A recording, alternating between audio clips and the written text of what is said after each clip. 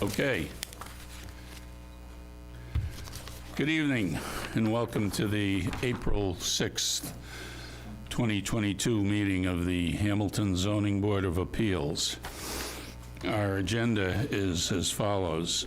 Public hearing for a request for findings of fact under Bylaw Section 5.3.4.5 to expand living space and a garage for the property at 156 Gregory Island Road, Assessor's Map 60, Lot 56, owner Warren Brown. Public hearing for a special permit application for the property owned by Mary Ann Skellett, located at 18 Berrywood Lane, Assessor's Map 60, Lot 90. Applicant is requesting relief from zoning bylaw Section 3.6, accessory apartment. Public hearing for the petition submitted by Harbor Light Community Partners, 283 Elliott Street, Beverly, for a comprehensive permit pursuant to MGL Chapter 40B for the construction of a 45-unit multifamily housing property located at 466 Highland Street, Assessor's Map 28-8, Lot 1, Zoning District RA, owned by the Britton Family Trust, LLC. And there are some minutes that we will discuss and perhaps vote on, and that will be it.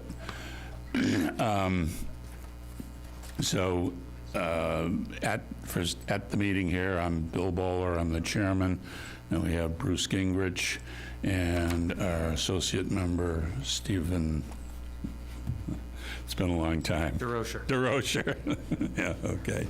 And zooming in with us is David Perrin, Chief. So any votes we take involving him will be by roll call vote. And just our other associate member, Andy Phillip, is traveling, is not here, but she will be when we get to the Harbor Light Community Partners filing. She will be watching this riveting presentation so that she can participate in the hearing going forward under the Mullen rule. If you're speaking, please be at the microphone, because at the little lectern there, because we are on Zoom and this is being recorded. So first up, we'll hear from the petitioner for Warren Brown. You could go up there just before you start. So we did get a memorandum from the building inspector. This has been looking, as it said, relief under bylaw section 5.3.5.5, and the building inspector also said that we need to, if we come to it, grant relief under section 5.1.3 regarding raising and reconstruction. So that's within the ambit of we can, add that to the hearing. So, Mr. Stein, identify yourself and then please start. Thank you, Mr. Chair. I'm Brian Stein with BDS Design, representing Warren Brown, who may join us tonight on Zoom. He's traveling at the moment. So there's an existing residence at 156 Gregory Island Road, relatively small cottage, 1.5 stories, roughly, deck in the back, on the water. Owner is proposing to raise the structure, mostly due to the condition of it, size of it, and the foundation is relatively old and not in great shape. We are trying to keep the southern side of the house in the same line as it is today, given that the septic system is very much adjacent to that side, just a number of feet away. So we are proposing a roughly 32 by 40 structure, plus the deck in the rear, and a single-car garage in the front of the property. The reason that we're here is the structure is non-conforming on the north side in the side setback. We are asking for a very small additional area in that setback that, the current house is about 30 feet deep, and we're making it 32, so about a 2-foot by 4-foot area that will be, further encroaching into the setback by, 0.4 feet. And then we're going up as well. Again, the existing house is 1.5 stories. We're going up to essentially 3. There's a very small 3rd floor on the northeast corner. The home has a large sloping roof that slopes down from north to south. The home will be a net zero home, so we're looking for a large solar exposure, which is why we have this roof style. So the north side will be the highest side, but the mean height of the roof is still, it's about 28, just under 28.5 feet, so well under the 35 mean height restriction. So that is generally it. Everything else about the house is conforming. We do have to go to conservation, given that we're in the 100-foot buffer zone and 50-foot no-build zone. So I would entertain any questions that you may have. Excuse me, thank you. Any questions from my colleagues first? Where's the septic system? Septic system is on the south side. It's kind of hard to tell. There's a couple on the site plan. There's a MH and a 4-inch cap. That's roughly where part of the tank is. And then there's a leach field that's over to the side a little bit more, which is, again, why we didn't push the house to the south. Oh, I see it, okay. There it is,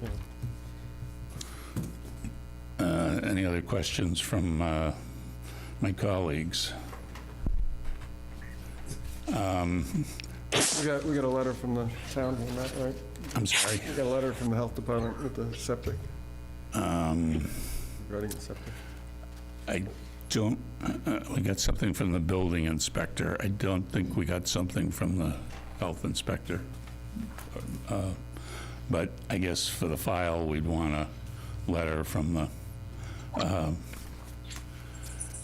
I assume you've talked to the, Yeah. so they just, if we approve this, we'd just want a letter from the health department that it needs septic.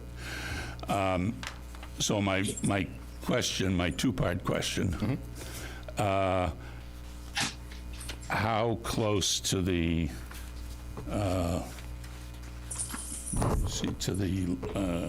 lot line, I guess it's the north side lot line, is the closest point of the existing dwelling? Closest point of the existing dwelling is 10 feet, and closest point of the proposed is 9.6. Okay.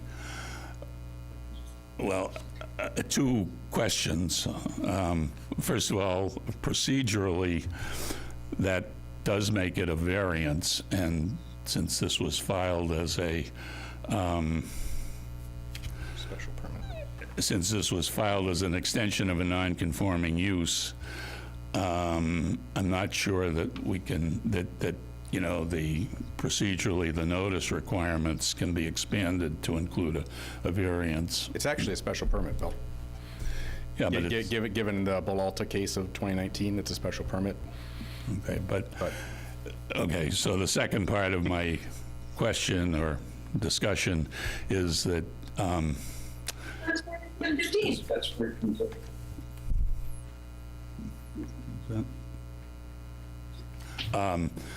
as you well know, this board has taken I guess, I'll say an originalist view of variances, and have granted them very reluctantly. Usually in the case of, you know, where a property, as many do in town, encroach on required setbacks, we've allowed the extension where it's hasn't increased the extension. I know this is, you could say, de minimis, but it does increase the extension to the, goes closer to the, to the lot line, so. But it is still a special permit by rule of Bylaw 2019. Okay. Right. So I'm just raising it, so. No, it's fair. I just, No, I mean, just want to be clear on what we're doing and, you know, yeah, no, I'm not suggesting any subterfuge or anything like that. No, I just. But just. No, it's well, I guess it was- obviously a different bar between variance and special permit, so. Right. But I guess, is there a way to make the board happy by keeping it at least just parallel to the, you know, not increasing the extension? I mean, it might, maybe it'll look a little weird, but. Are they redoing the entire basement? Are you essentially going to tear the entire basement out? Yes. And re-pour? Yes. Yeah, it's an old, most of the foundation is an old rubble stone foundation. So So technically you might be able to do a slight shift if you're gonna redo the entire foundation. yes, as long as the Board of Health is okay with us encroaching slightly more towards the septic system, I don't have a problem with it. But I think you might check on that first, Bill, because then they wouldn't need us for this portion if Board of Health is okay with it.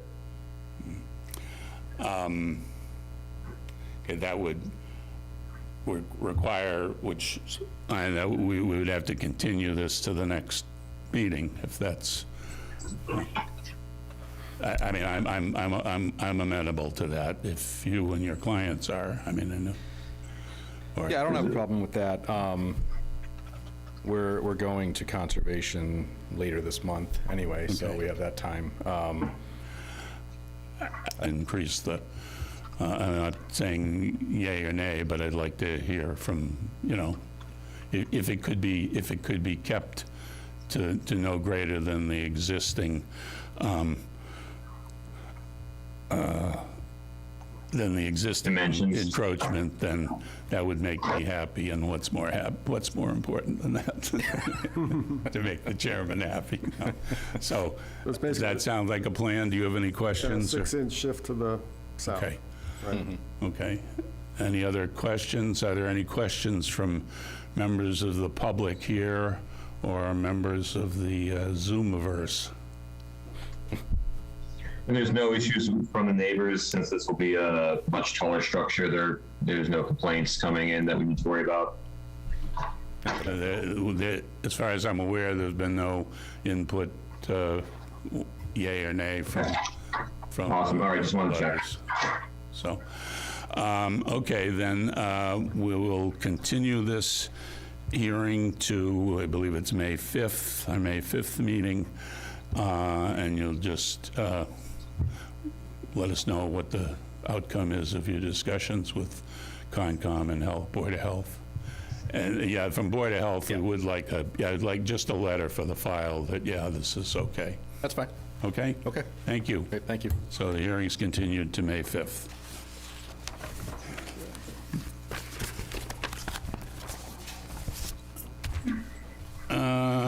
Okay.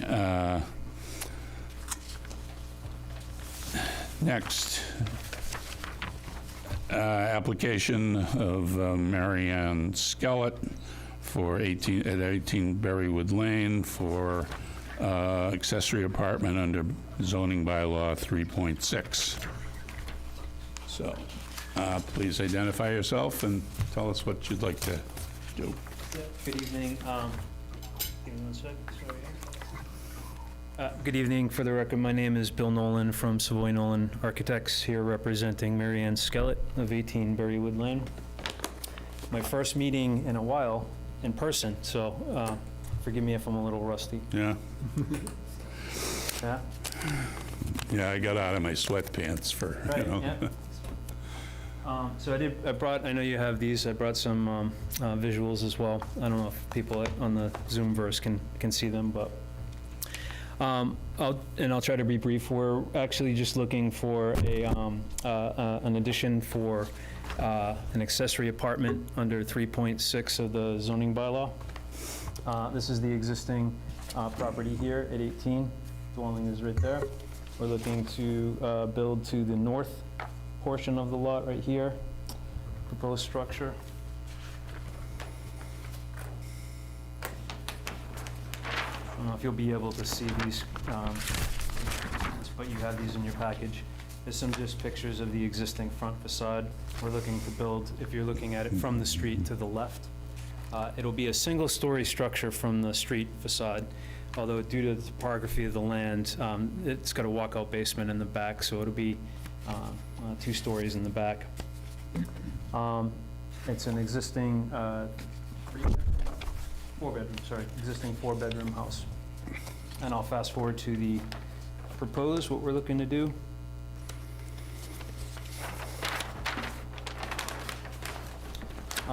Fairly modest 1-bedroom accessory apartment.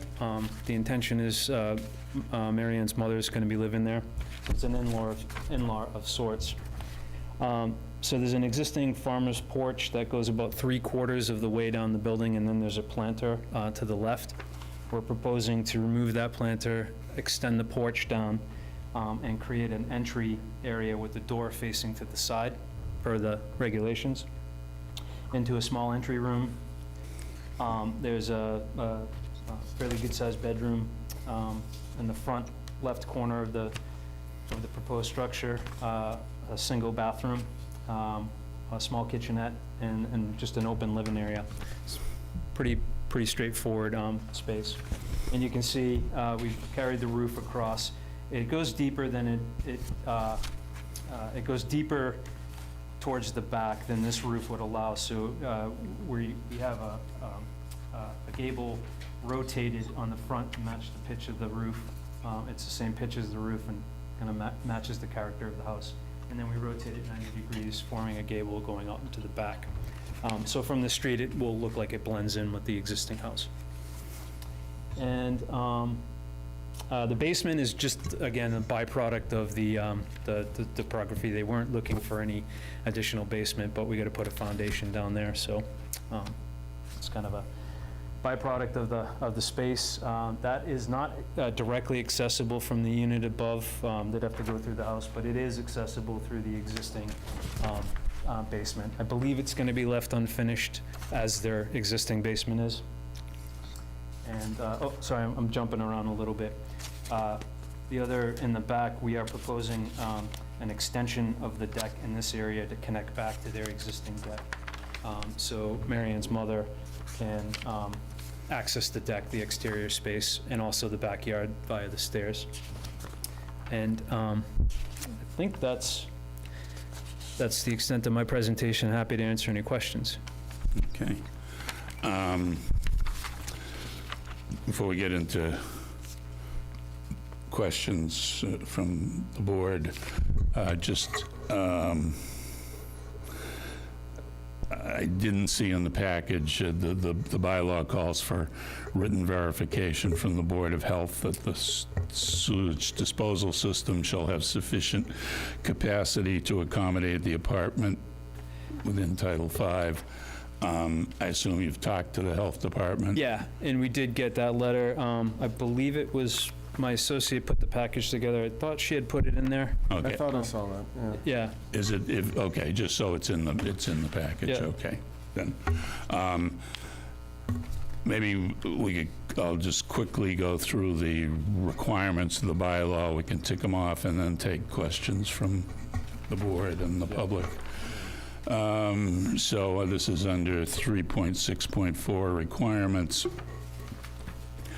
Maintain the appearance of the dwelling as a single-family dwelling. Appears to do that. Maintain the appearance and the essential character of the accessory structure. it's a complete separate housekeeping unit. This is from the principal dwelling. Not quite sure what that means, but Yeah, wasn't too sure of that, but it is separated. It's completely separated. There is communication between the two spaces, but it's... yeah, that's okay. Not more than 2 bedrooms and 1 bath. Can't exceed 900 square feet of gross floor area. Yeah, I fast forward over that. We're at 900, just under. Okay. Yep.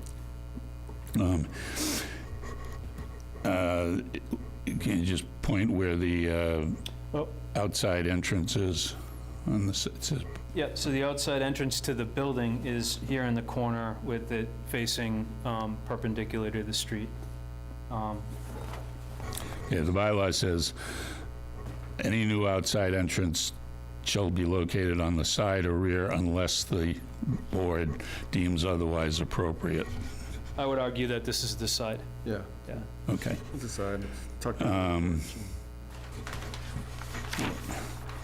Plan showing new entrances, parking areas, has done that. You're not proposing any particular landscaping.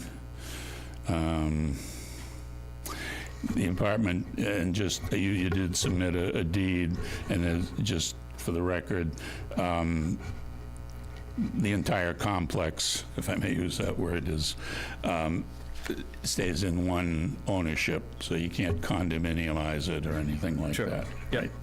Right? One off-street parking space, there is that. I do have a question about that when we get to it. Okay, it meets the, under 9, the size issues. Still going to be one structure on the lot. It doesn't, I don't have a calculation, but I think it meets the not more than 25% lot coverage.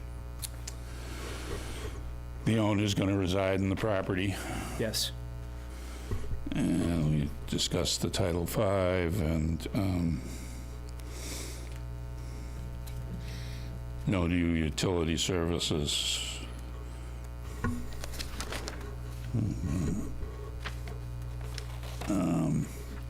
Special permit, you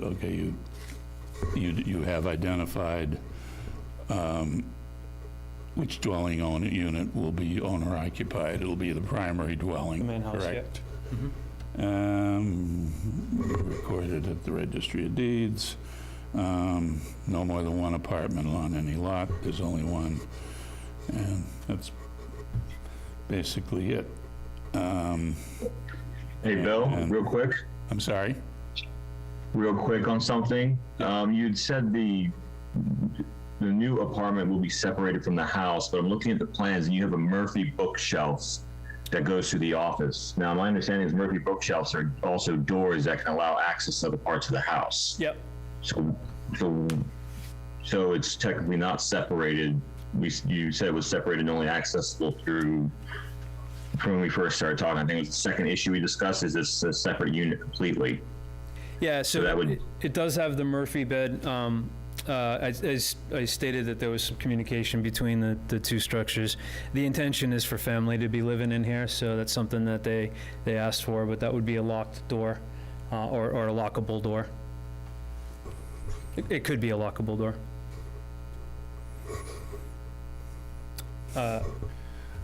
Is it absolutely necessary? We could take it out. Oh, it's not necessary. Yeah. Okay. Intended for convenience. Yeah, it was, the mother's intended to live there, so they just wanted, kind of direct access, but if that's a deal breaker, we can take it out. It's a formality, but it does adjust technically what the language would call it. Okay. Any other questions or comments from members of the board? I have my question. So you do show the apartment parking space over on the south side, and while there's nothing in the bylaw saying where that a parking space, has to be located in terms of setbacks, but I notice that it is pretty close to the side setback. Is that only, we haven't had any objection heard any objection from any abutters, but is that going to be placed elsewhere? It just seems to put it that close to the lot line. So Just wondering. I believe the intention there is for it to be stone, crushed stone, not pavement. It's really the best place for it. Putting it on the other, there's two options, there's left or right of the driveway that makes the most sense. There is no access on the side of the property where the south side of the property where the proposed access is going to be. So it makes sense left or right of the driveway, and the problem with putting the parking on the left side is it blocks the main entrance to the house. Okay. I think this would be less of a distraction, less. Okay. Are there any other questions or comments from other members of the board? And I don't see any issue with it. I mean, if it's just crushed stone, it can be cleaned up later. It's not going to prevent any drainage issues. It's, Right. it's just so you don't kill the grass and sink the tires. No, but there will be a car on it. There will be a car on it, yeah, true, That- but I'm not horrified by it. I just sort of thought, it is pretty close. So anyway, I think it's not a Yeah, deal no. breaker for me. So then, just for clarification purposes, we're showing part of the next property, and it's, the house, I believe, is actually fairly far away. It's not even on the plan here, and that's gotta be at least 20 feet. We're showing about 20 feet of the adjacent property, and the house isn't on there, so Okay. they're not gonna be right on top of a house. The lights pulling in at night aren't gonna be, shining into any interior spaces. Okay. and there's some pretty good tree cover, Bill. I mean, it's not going to cause issues. I'm just looking at the map of it right now. Okay. If it wasn't right in front of the main porch and the doorway, I think both of us would have no issue flipping it to the other side, but I think that's kind of they'll be doing more harm by trying to flip it off to the side. I think it's less inconspicuous there. Okay. Yeah, I agree with that. Okay. I agree. Are there any questions from members of the public, either here in person or in the Zoomosphere? Excuse me, Chair. So we do have two letters of support from the neighbors. Mary Ann did share this with a few of her neighbors and was able to get two letters of support buried in my paperwork here.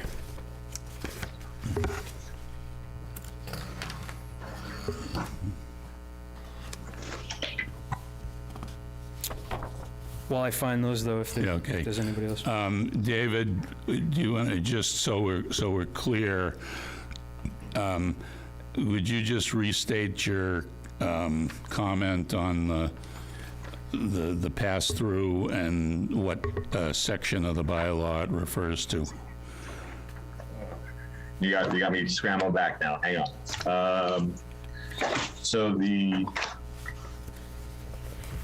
where were we? Is it the Sorry, I have to- apartment will be have a to go back through complete now. separate It was a housekeeping unit? separation of the two of the apartments in the main structure. Shall maintain the appearance and... Alterations.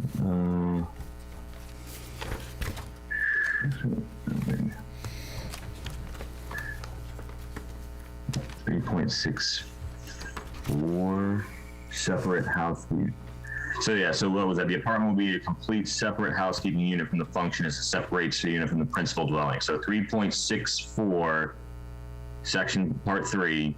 So because the technicality of it would be that Murphy bookshelf allows for direct access through the existing adjacent building, which would not make it separate housekeeping, as they say on the regulations. So, I mean, I completely understand the concept that it simplifies to get to her mother and everything, but off the requirements. You have a deck entrance and you have a main door entrance, so Agreed. just, Yeah, Okay, so we're happy to take in condition to remove that. okay, so the Murphy, whatever it's called, will be removed. bookshelf. Okay. Any other questions or comments? May I approach the bench with the letters? Jeez. Yeah. Formal? Yes, yes, you may. And I do have a gavel in the drawer that I hope I'm not going to need, so. I didn't want to get okay. swung at. Yeah, There's okay. two there, and this is the letter from the Board of Health. Oh, great, okay. Thank you. So, for the record, there is a letter from the Board of Health saying that this, they're okay with this, and there are 2 letters of support from neighbors, presumably abutters. Okay. Any other questions, comments from, It's gonna be a good looking house.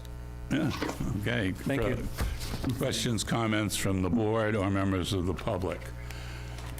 If not, then I think we can move to a vote. And so I guess the voting members on this will be myself, Bruce Gingrich, and David Parenchief. And so because he is attending remotely, this will be a roll call vote. So I'd first entertain a motion to grant the special permit with the one condition that the Murphy bookcase be removed from the design. Is there a motion? A motion. Okay, motion by Bruce Gingrich. Is there a second? I second. Seconded by David Parenchief. Any further discussion? If not, then we'll do a roll call vote. We'll start with you, David. Vote aye or yay or nay. Identify yourself or say yay or nay. David? I don't know if he heard you. Yay. Okay. Bruce? Yay. Bruce Gingrich, yay. Bill Bowler, yay. Okay. It's granted. The procedure from here is I have 14 days to write and file a decision with the town clerk. From the date that it's filed with the town clerk, there's a statutory 20-day appeal period. Once that is run, you can get a certified copy of it from the town clerk, and you can get your building permit Great. and record a copy at the registry of Registry of deeds. Deeds, yep. Yeah, Okay. okay. Great. Thank you very much. Thank you. I appreciate it. Okay.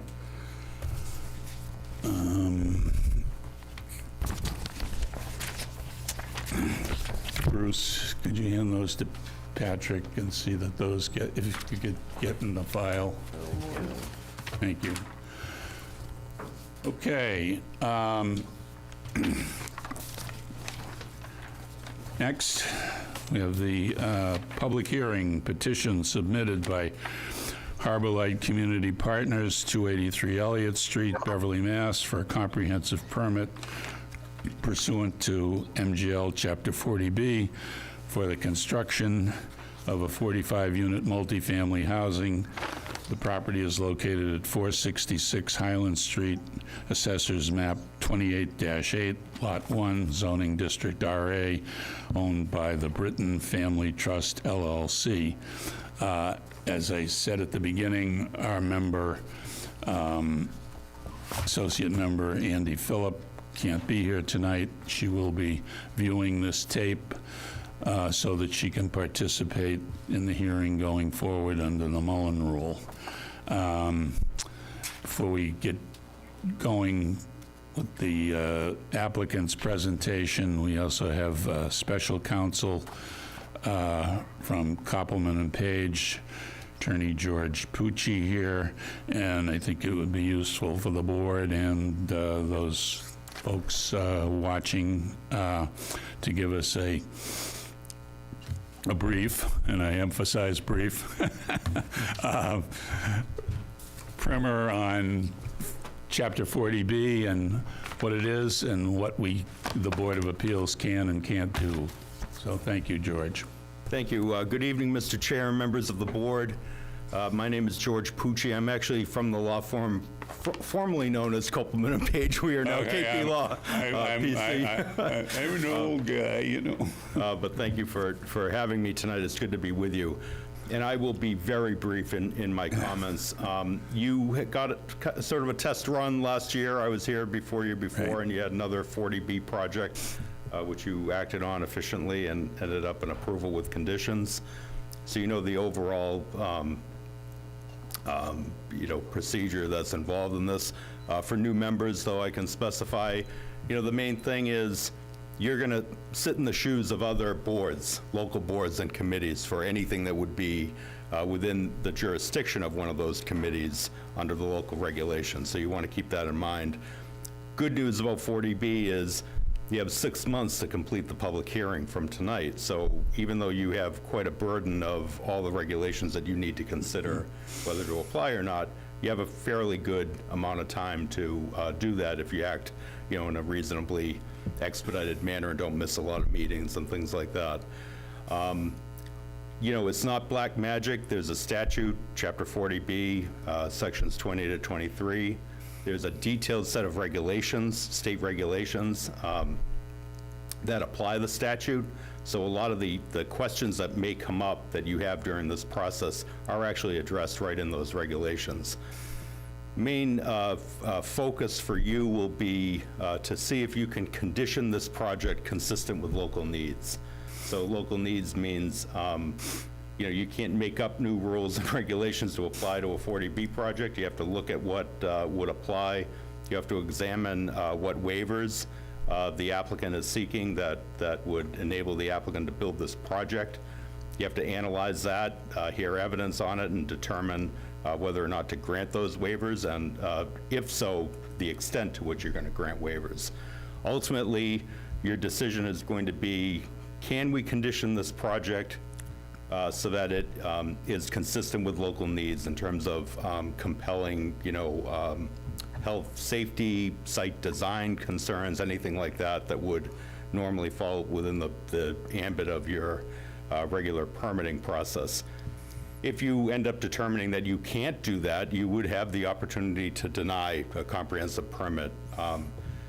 So, your ultimate choices will be if there's evidence to compel you to deny the application, or, and this is more frequently the case, what conditions can be applied to this project, and what waivers do you need to grant to grant a project with conditions that's consistent with local needs. So that's where you'll end up.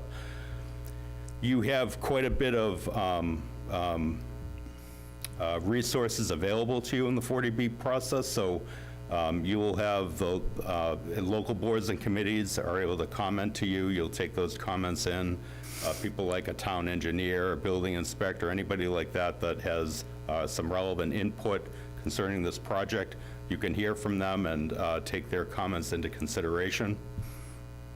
The other thing that you have the opportunity to do is peer review at the applicant's expense on any issues that you find relevant related to this project, site engineering issues, traffic, anything along those lines. And again, there's a lengthy set of regulations about the proper scope of peer review. One way, just one respectful suggestion about proceeding from here would be exactly the way you're doing it. Hear from the applicant on the first night. Any initial questions or concerns that you have, you can address with the applicant tonight. Have an opportunity for public comment in that initial proceeding, or defer public comment to other hearing sessions. You're free to do that as well. Then very early on, I would recommend setting up, establishing peer review on issues that you think are of importance on the matter, and then kind of going through a deliberative process with specific topics at future public hearing sessions, so that there can be some rhyme or reason to your consideration of this, that it's not going all over the map as you go along. So it's always good to have that kind of mapped out to the extent possible. For instance, we're going to deal with traffic issues at the next public hearing, and then everybody knows and they have notice of what's going to be addressed. You can go through it in a deliberative manner. And one last thing that I do want to note, keep in mind that if you have a local regulation and you choose not to go ahead and either grant a waiver or condition a project in accordance with the local regulation, that will be forever waived. You know, an ultimate permit would be subject to state law requirements. You don't get into that type of detailed analysis during this process, but you want to make sure that you're covering all the local regulations at issue. For instance, if you have a local wetland bylaw, if a state Wetlands Protection Act application is required, they will do that. They have to do that and go to the Conservation Commission. But if they needed a local wetlands permit, they do not go to the Conservation Commission on that. You would impose any conditions or consider waiver requests related to that. So that's the way, just so that, keep that in mind, that if, for instance, if you had local wetland regulations that apply to this project, you didn't end up getting input on that and so conditioning the project, those issues would be waived. So you want to be very comprehensive in the manner in which you address these local regulations. And I will be here throughout the process if you'd like me to be here, and I'll always be available to answer any questions that come up. Okay. So thank you. Thank you. Any questions from members of the board? Okay. Thank you, Attorney Pucci. I think tonight we'll hear a presentation from the applicant, and then I think we will be, Patrick Graffett, our planning director, has given us some materials about a suggested peer reviewer, and so we can discuss and vote on perhaps vote on using this peer reviewer. So we'll hear from the applicant.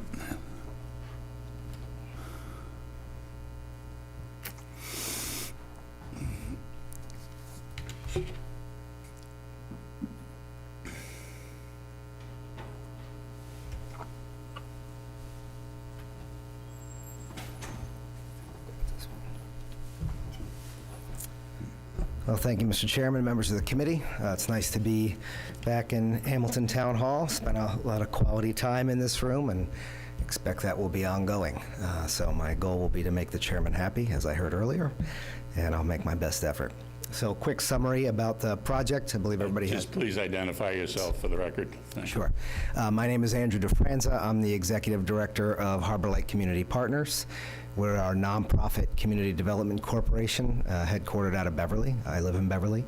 And we have been around for a little over 5 decades in some fashion or another. Our purpose is to create affordable housing across the region. We only work north of Boston, essentially Lynn, up to Rockport, west, say to Middleton or Boxford, about a 21 community footprint. We're active in about 12 of those communities at this point. Some of you may know the building, the Firehouse Place building, which is the home of the Accord Food Pantry. That is our building. We operate that and developed it for Accord. Ironically, that was a 40B, a 4-unit 40B, which I would not recommend, but it is possible. And I believe we did that in this room in a couple of meetings. I'm sure this one will take slightly longer. But that's my name and who we are, what we do. Some of you may know other projects that we run or buildings that we run, Turtle Creek, Turtle Woods, Harbor Light House in Beverly. Happy to describe the range of things we're involved with as people would like, either from the board or from the public. So we're proposing a building on Asbury Street. There's some question about which address it is, whether it's 466 or 421, but it's essentially a 5-acre corner of a parcel currently owned by the Britton family and adjacent to what is now Canterbrook. It is, as I mentioned, about a 5-acre piece. This is proposed to be 45 units, a mix of 1 and 2 and 3 bedroom rental units on that site. It is all affordable, so the town would get 100% credit on the subsidized housing inventory, which is important to the housing production plans of previous times. This is mixed income, even though it's all affordable for people to follow. So there are generally two income tiers that happen, a tier that's below 60% of median income and a tier that's below 30% of median income, depending on how it works. The 60% tier is an income for a family of four of about $40,000 to $80,000 a year. That's roughly the range, so a workforce tier. So think of people who are making roughly that kind of money. That's what the building's targeted to. And then the 30% tier is people under 40% under $40,000 for a family of four in income. So you have a whole wide range of people in the mixed income building. So all type of essential workers, people that are working at the grocery store, taking care of our children, our parents, pouring our beer and our coffee, taking care of our properties, our animals, all manner of things. So for folks that you know that are in that range of income, that's who this is for. We did, interestingly enough, go through a bit of an informal discussion process. As maybe people who know that we do this, we try to talk to all the various departments, the neighbors, and in this case, we went through a little process with the planning board, though there's no jurisdiction there, as was mentioned earlier. They'll run through you, but they had questions, and so we met with them quite a number of times, and because it was COVID and things were on Zoom, it sort of stood in for what would normally have been community meetings that we would hold outside the zoning board process. So we did do that, a number of meetings, and in 5 or 6 versions of the building to try to make some changes that were requested. You will see on the site, I'll put this up here, though I'm sure everybody can see that.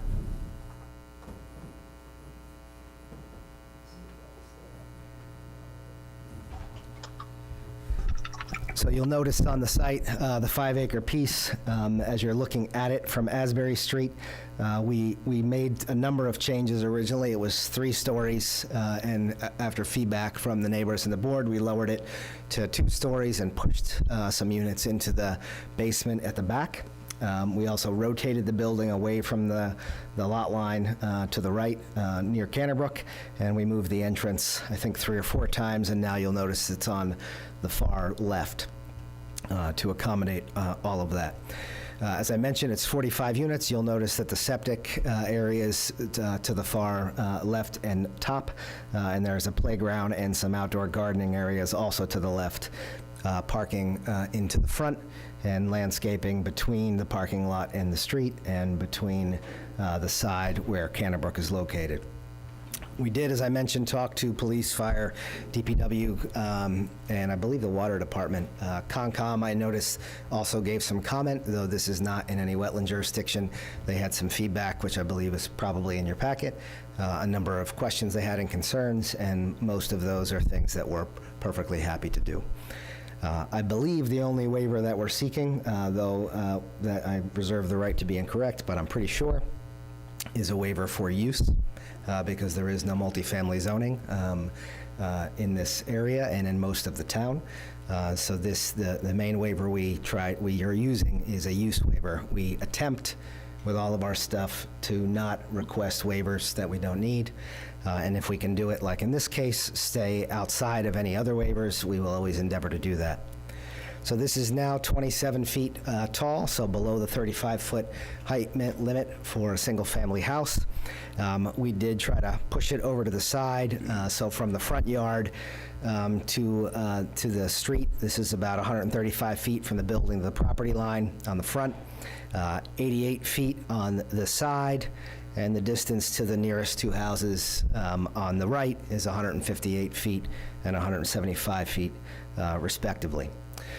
There will be a full workup of landscaping, which you have the original proposal in your packet. There will be, this will be dark sky compliant, which is one of the things the Concom asked for. So you'll have a photometric plan that will show where the lighting is and where it will go. The goal is to keep all the light on the site. There will be significant environmental and sustainability features on the site. So we expect there to be significant recharge. I think there's some question with Concom about how they'd like us to approach that, which we're open to discussion on with our civil engineer. We will go ahead and comply with recommendations that we know our friends at the Ipswich River Watershed Association will want, which would include native drought-resistant plants, no irrigation post-setup, water-efficient fixtures, including faucets, toilets, and the like. The building envelope will be highly efficient.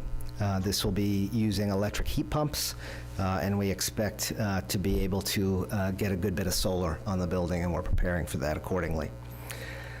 This is, so it is 5 acres of land. We do have development control rights essentially over a much larger swath so that we can comply with the Board of Health regulation related to the wastewater in that formula. So we need a much bigger denominator, as it will, and a much bigger piece of land to control in order to be able to comply with the wastewater regulations for the 90 bedrooms, which we will do. And as was mentioned earlier, we do expect that you'll want to peer review through some type of schedule, which we're expecting will include traffic, civil, drainage, wastewater, perhaps design. And we're happy to support that and participate in that process, which will take quite a while on the schedule that you like. And when you let us know what that is, we will bring in the respective professionals for each meeting so that you can talk to them, ask them questions, and negotiate various changes, improvements, or just get clarity on the details as you wish. So that's the quick version. Happy to answer questions or take feedback as you wish at this point, but I expect much of this will come out in the subsequent meetings as we do them per issue. Thank you. Thank you. Are there any initial overall questions from members of the board? There'll be plenty of time down the road for more detailed questions, but if... Okay. So, said there is a proposal for peer review, and Patrick, perhaps you could just give us a executive summary on that. Thank you, Bill. Glad you're here, Andrew. Thank you. I know that, and I would want to reiterate that the planning board did work with Andrew on a number of meetings. I guess it was pretty much all of last summer. We met throughout the summer. They did make a number of changes based on comments that came from neighbors, came from Canterbrook, came from board members. We do have a couple of architects on the planning board who made a number of design suggestions that the board felt was really helpful. I hope that some of the nearby residents felt that way as well. Very quickly, I did want to mention to the board, as George, or Attorney Pucci had mentioned a while ago, we do have the ability to utilize an aspect of 40B that allows us to utilize funds from the applicant for peer review services.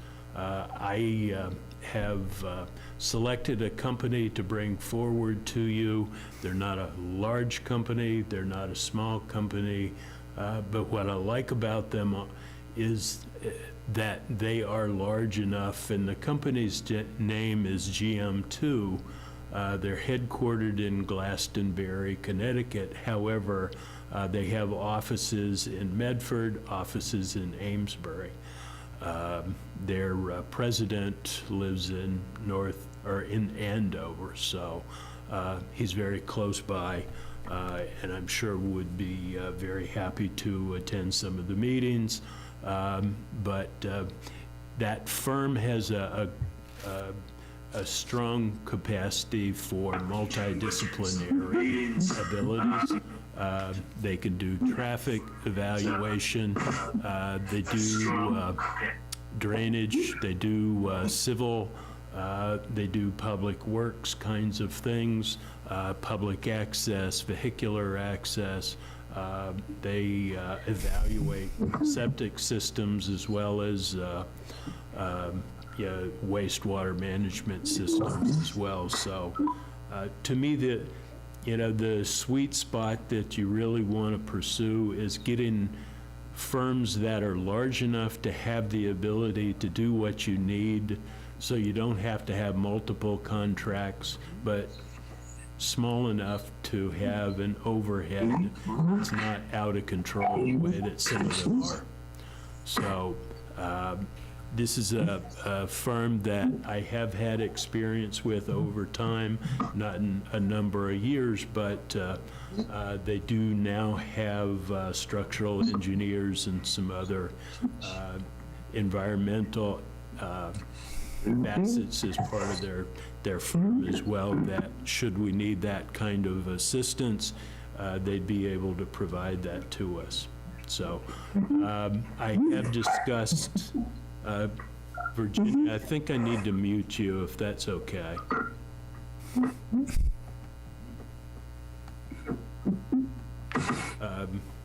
I had spoken with Andrew regarding funding of the work. He had mentioned that we could start out with a $20,000 funding ability. If we don't need all of that, that will be provided back to the applicant. If we need more for some reason, we'll make that request. But that's my quick and dirty. Okay, thank you.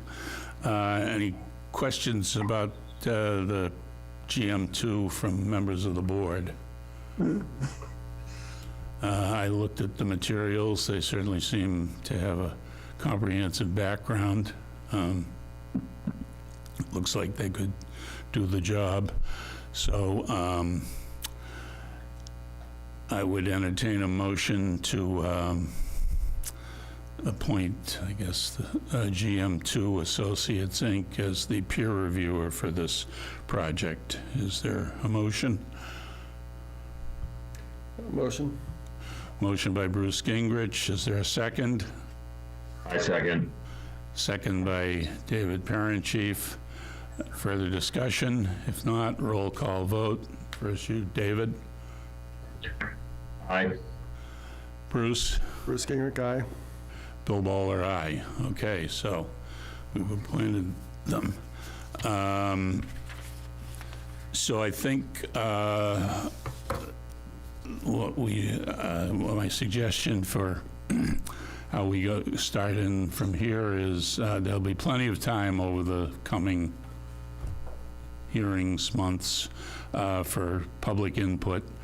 I think I'd suggest we continue the hearing to our May 5th meeting, and in the interim, we can each do our homework, go through the pretty voluminous filing, and when we start up at the May 5th meeting, identify some overall general questions we have, and then maybe put together a proposed schedule for dealing with issues, and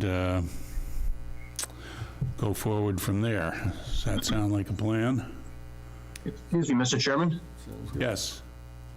I'm sorry to interrupt. My name is Dan Hill. I'm an attorney. I represent the Canterbrook Neighborhood Association. I just want to raise a procedural question.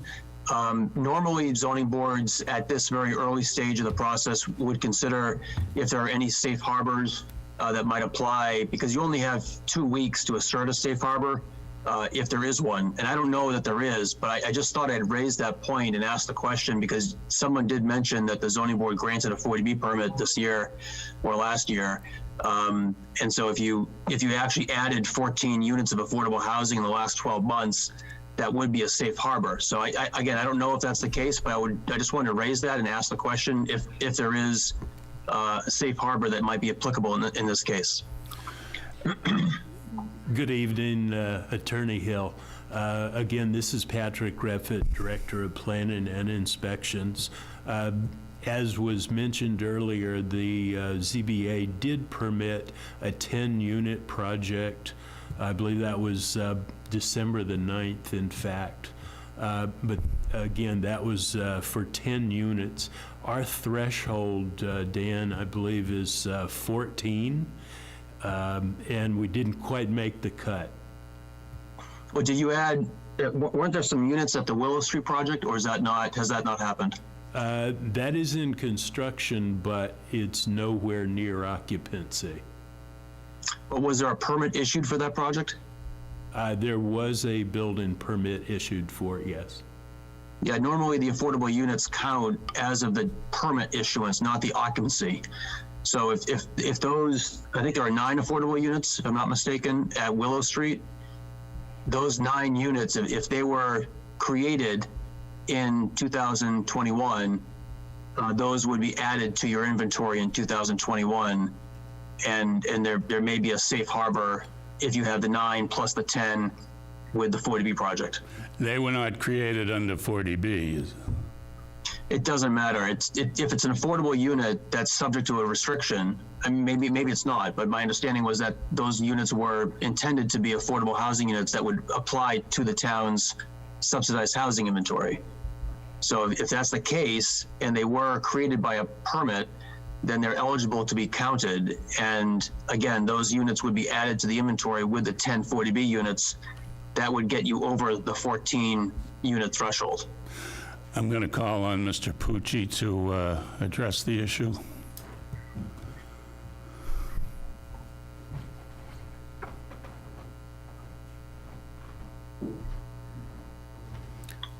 So when I came tonight, I didn't know that you were anywhere close to any type of safe harbor issue. Attorney Hill is absolutely correct. You're under a tight time frame if you're going to declare safe harbor. The procedure is you would make that declaration, then the applicant would have the ability to proceed with the hearing or not, or appeal that declaration, and then there's another procedure that would apply. You know, it might be worthwhile looking into, you're still within the time frame that you would need to make. You'd need to schedule another meeting on a more expedited basis. If you were going to meet again and make that declaration, I would give you, you know, a suggested vote if you were to do that. You want to look into this, though, because I don't know if those units would be shy eligible housing. I mean, you would want to get some type of determination on that through DHCD or otherwise, but look into that, because there are requirements for those units to count. Affordability restrictions, a subsidy, issues of that nature. So I would recommend looking into it. If it ends up that you have a viable grounds to make that declaration, I can give you recommendations about making that declaration at a subsequent hearing session. Then there's another procedure that will apply. So. Point of clarification then, assuming there is a potential safe harbor, does the Board of Appeals, is it like ministerial, we must grant the safe harbor, or is it within our jurisdiction? Can we or say, well, no, we're going to go forward? Right, you could reserve your right and go forward with the hearing. That's the ability to do that, but you want to be careful. You want to look at the issue first and then get recommendations about what to do, because if you have it available and you don't declare it, then you're waiving it. Yeah. You do have the option of going forward with a comprehensive permit application, hearing it, even when you're in safe harbor. But you would need to know if you have the ability to declare it first before I give you recommendations related to that. But you're absolutely right. You're free to I just want to be clear. Even in safe harbor. I don't want to have to put my house on the market tomorrow either, but so again, for clarification, so does the 14 days start today? Yes, correct, from the night of the public, when you open the public hearing. Okay. I'll get on it. I don't have much of a life, so I'm fairly flexible. I would, I don't know what numbers, I would suggest then we continue it a week to next, today's the 6th, to the whatever, next Wednesday. Is that, what's your availability? David, are you available then? It'll be on Zoom, but I can make myself available. Okay. Stephen, are you available? Okay. Okay, then, is there anything else at this point? I just had a question for, Wait, just a minute. I'm sorry. Yes, George? Please go to, just so we go to the,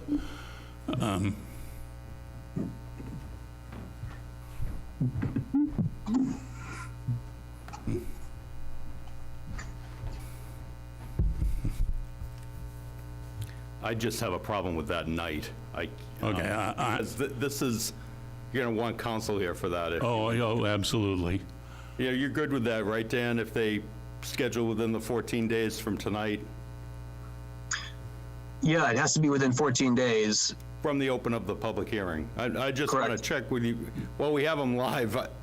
Might as well check with them now, because I don't want to hear from them by email after, you know? Right. So, right, if we schedule, if they want to declare it, we just schedule it from tonight, if we get it within the 14 days. Are you good with that? It would have to be either the next Wednesday or the one after.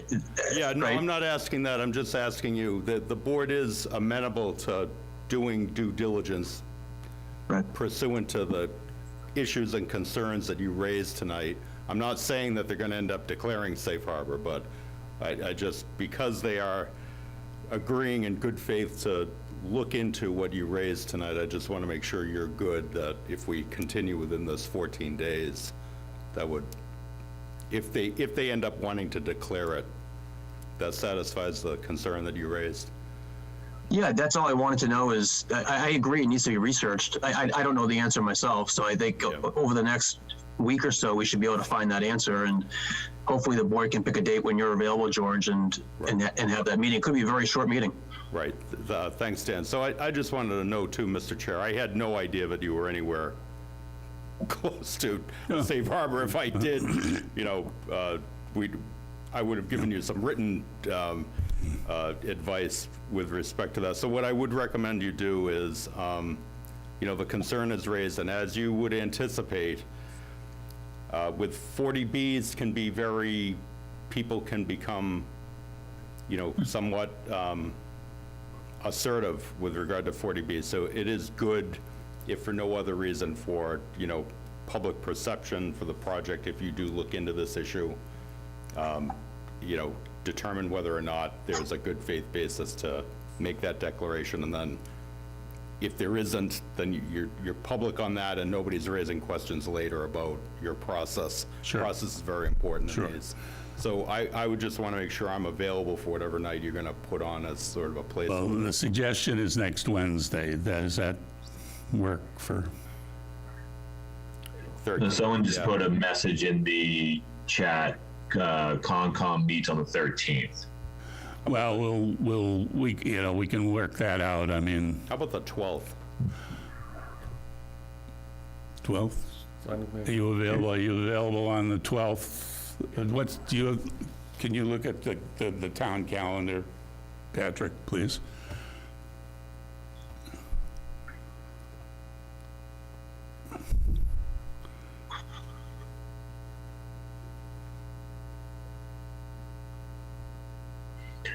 Mr. Hill, while we have you, just a quick question. Since we're looking at the safe harbor, do we run any risk due to the amount of time that Hamilton has been under its affordable housing numbers for so long? Do we run any risk with the state getting involved? Yes. Let's figure out if you have a viable grounds to assert it first. But these are rolling issues, so it goes by the date of this application. So there are additional safe harbors than just the ones that people generally think about off the top of their head, like 10%, issues like that. These, you know, there are other provisions that kick in that give a board the ability to assert safe harbor that might not be available at another time, depending on timing and depending on when building permits issue for certain qualifying units. So you really need to look into that, but it's a moving target. You could be in, you could have grounds to assert safe harbor one day, the next week, that might not be available, depending on what deadlines occurred during that time. So there won't be, the fact that you haven't had grounds to assert it before has no consequence for your, your relation with the state or anything like that. If you have viable grounds to assert it, I would recommend asserting it. And again, you don't have to deny the project after the assertion. You can still give the applicant the chance to go forward and hear that comprehensive permit application. You can go ahead with the public hearing on it, despite having invoked safe harbor. You don't have to invoke safe harbor and immediately deny the project that night. So you have options that you can follow, and it's worthwhile looking into it. It's sounding to me that you don't have the grounds to assert it, but I don't know. We'd have to have Patrick look into it. So what's the 12th look like? The 12th is open, the 13th is not. Okay, then. I'm free the 12th. Then I propose that we continue the hearing to the 12th of April at 7 p.m. So that in the interim, the issue of safe harbor can be researched and looked into, and then we'll see where we are. One thing I would suggest to, respectfully, Mr. Chair, if it, and I'm not saying this will be the result, but if the result of Patrick's due diligence is it doesn't look like you have viable grounds, that would be a very short meeting on the 12th. I would maybe think about tonight, thinking about what, you can't schedule it tonight, but what would be the next substantive night to go forward, on your first subject for discussion would probably be a good idea, because you're not going to address anything substantively on the 12th. Well, presumably it would be, we generally meet once a month. It would be May 5th would be, So I think, I would suggest it would make a lot of sense if you anticipate, what you might be discussing on May 5th. Correct. Because if you go up ahead next week with a short meeting, you could move to continue to the 5th, and you have your, what your plan is to address on the 5th. Probably be a good way of dealing with it. Right, okay. Then we'll, as I said, we'll continue this hearing to April 12th, Tuesday, April 12th at 7 p.m. here at Town Hall for the purpose of considering the safe harbor issue. And presumptively, if we'll see where we are, we would then continue to May 5th, at which time we would have all reviewed the filing, and we would have our start with our general questions for the peer reviewer and develop a schedule for dealing with the matter overall. Any other questions or comments? Okay, then this hearing is continued to, you want us to take a vote? Okay, we'll take a vote on this. Is there a motion to continue the hearing on the proposed 40B at 466 Asbury Street to 7 p.m. on April 12th? I motion. Motion by Bruce Gingrich. Is there a second? I second. By David Parentchief. Okay. Roll call vote. David? Aye. Bruce? Bruce, aye. Bill Bowler? Aye. Okay, the hearing is continued to April 12th at 7 p.m. Okay, last item of business on our agenda. I did circulate late, I'm sorry, the minutes of the March meeting. If folks have had a chance to look at them and they're comfortable, we can vote them. If not, we can continue that, do that at the next meeting. So, you looked at? I read them, so I was okay. Good with it. Okay. David was not at that meeting, but he can provide I suggested he can provide the quorum for the vote. So but I would suggest abstaining. So I'd entertain a motion to approve the minutes of the March 2nd, 2022 meeting of the Hamilton Zoning Board of Appeals. I motion to approve. Motion by Bruce Gingrich. Is there a second? A second. Seconded by David Perrin-Chief. Further discussion? All those in favor? Roll call vote. David? David Perrin-Chief, aye. Bruce Gingrich, aye. Bill Bowler, aye. Okay, they're approved. I would entertain a motion to adjourn. Seconded. Okay, a motion to adjourn has been moved and seconded. Roll call vote. David? Uh-oh. Okay, I Shut guess down. David abstains. He wants to keep going. Bruce? I Bill Bowler, aye. Okay, the meeting is adjourned. Thank you all very much for your attendance.